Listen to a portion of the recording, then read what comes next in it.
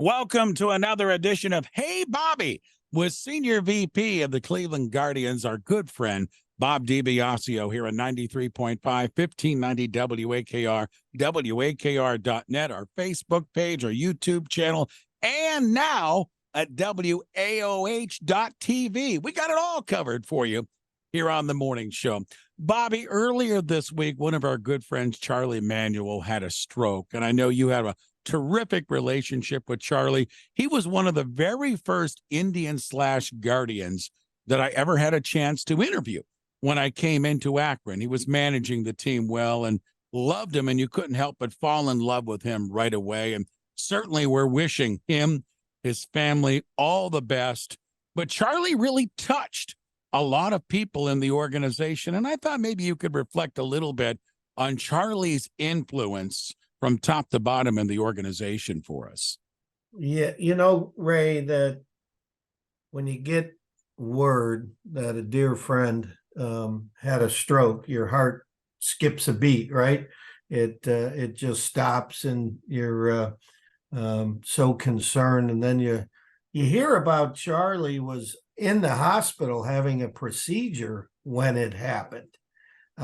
So they were able to take care of him immediately, and he's doing much better. He's up and alert, and sent him a text, and he responded. So he's up and at him a little bit.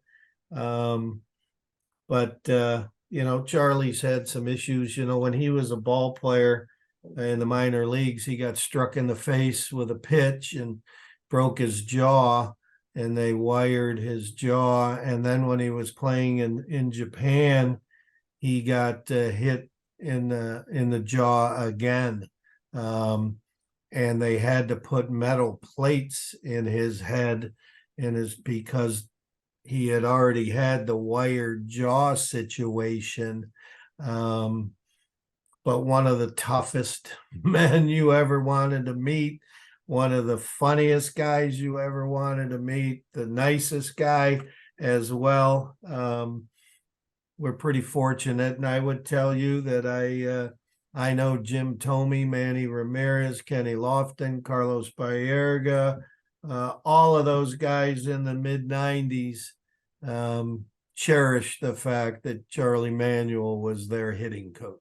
I sat on a banquet with Jim Thome about a year and a half ago, and him and I were talking during dinner, and boy, does he have the utmost respect for Charlie. And he really says that he doesn't know if he would have been as successful at the plate with the bat if it wasn't for Charlie Manuel.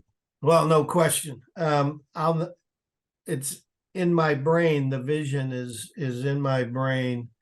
Walking in that clubhouse an hour or more before a game, and a player, Manny, let's say, or Jimmy, would be sitting at their locker, not really doing anything, just batting practice is over, and they've had a little something to eat and just getting ready for game time.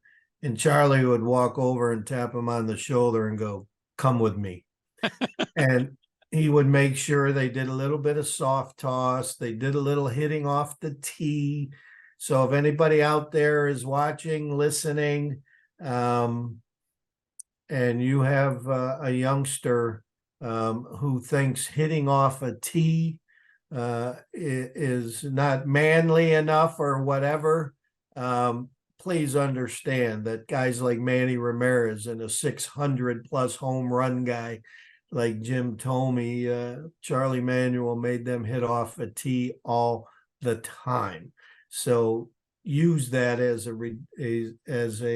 impactful instructional tool, hitting off a tee. He was with us early in 88 and 89, and then he went as a hitting coach in Cleveland. Then he went to become a minor league manager where you met him. And then he came back up to be the hitting coach, and we led the league in runs scored 3 times, home runs. I mean, he really guided that power-laden baseball team during that 90s, that 99 team that that he was hitting coach of and then became manager of. That 99 team is the only team in franchise history to score 1,000 runs. I think the 95 team would have done it if there wasn't a shortened season, because that team was just going crazy offensively.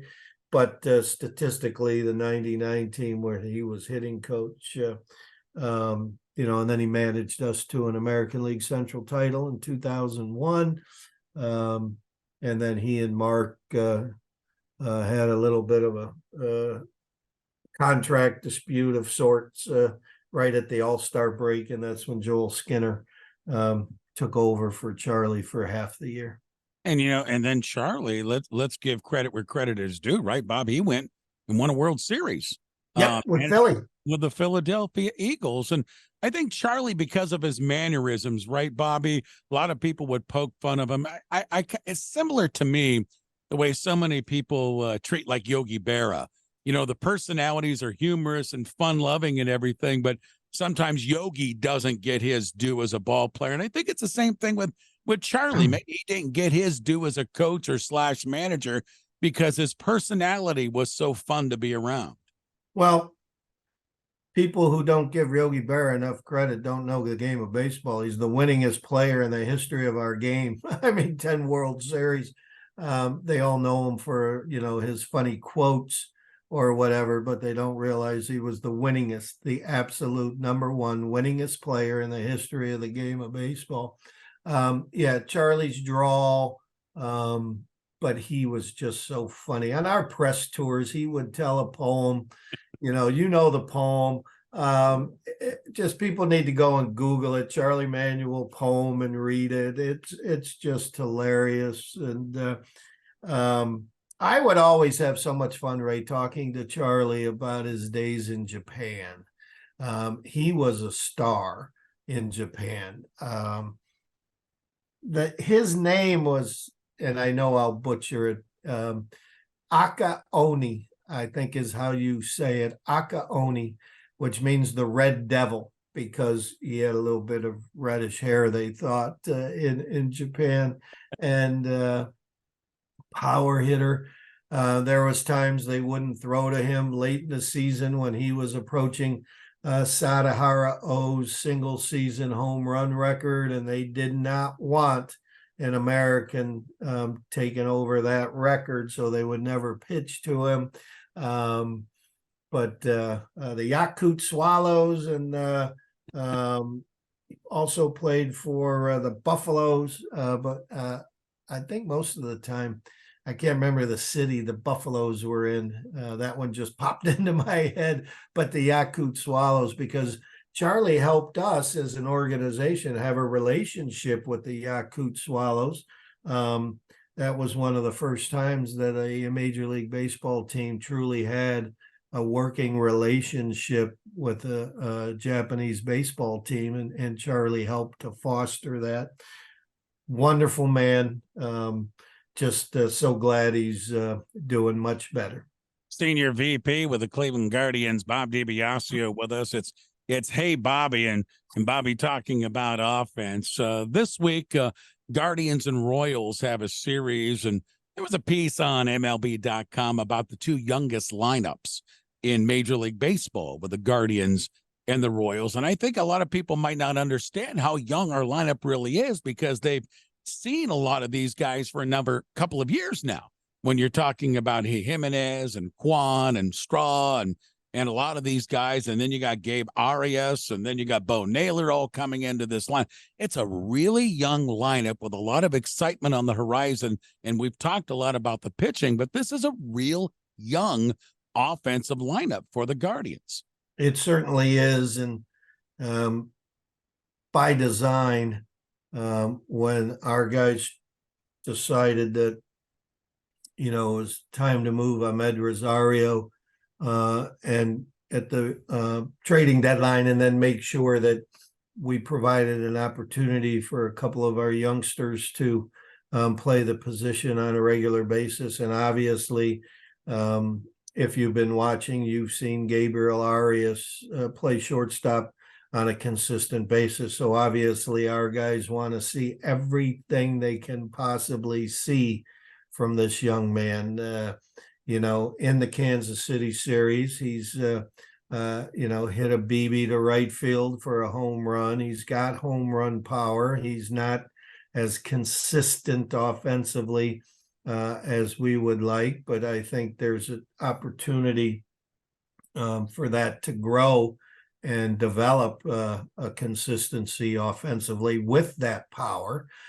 He certainly has a bazooka for an arm, easily probably the best arm in our whole system, and he can play shortstop. So interesting in that regard. But then you look at Will Brennan, and Stephen Kwan is still young, and Andres Jimenez is still a young player. If you look at his age, he's just been in the big leagues for a number of years. And Bo Naylor behind the plate. I think we have found a catcher.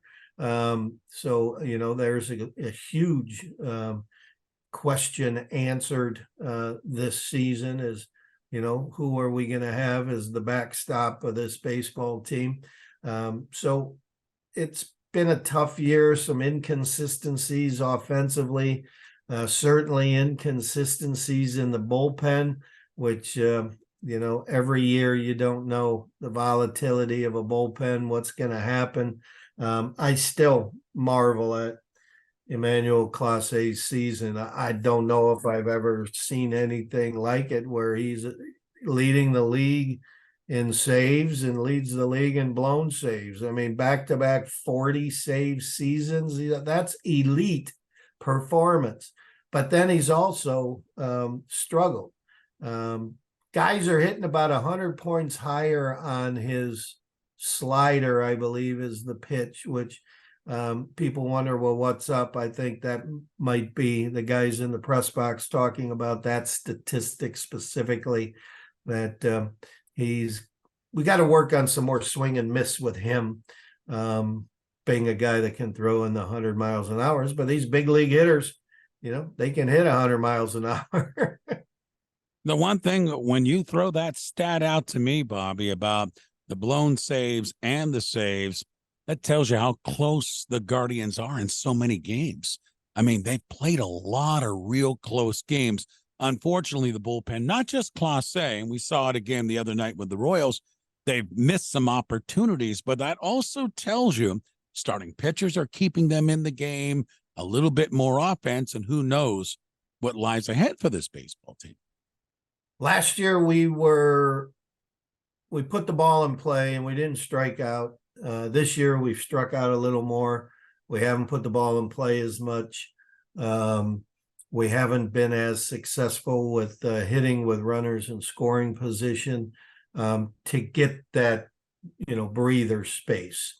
It's like every time, Emmanuel Clase comes into a game, it's a one-run game. So one pitch can just unravel the previous 2.5 hours of baseball. So I agree with you. That's the number of one-run games that we have played means we're right on the cusp. We just need to do a little bit better offensively. The senior VP with the Cleveland Guardians, our good friend Bob DiBiasio, joins us each week for Hey, Bobby. Bobby, as always, my friend, thank you for taking time visiting with us as we wind down September, and we'll do it again next week. Yes, we will. Thank you, Ray. Go Guardians.